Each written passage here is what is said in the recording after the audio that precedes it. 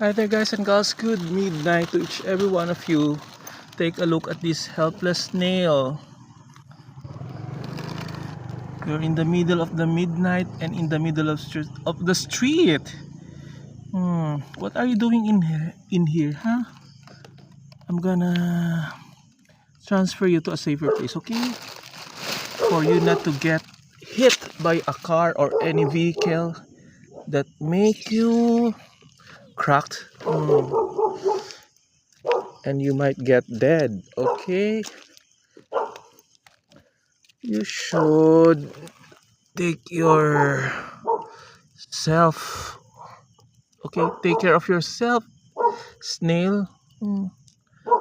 Okay, say hi to my viewers. Guys and girls, save this kind of creatures. It's God's creation, okay? Bye for now.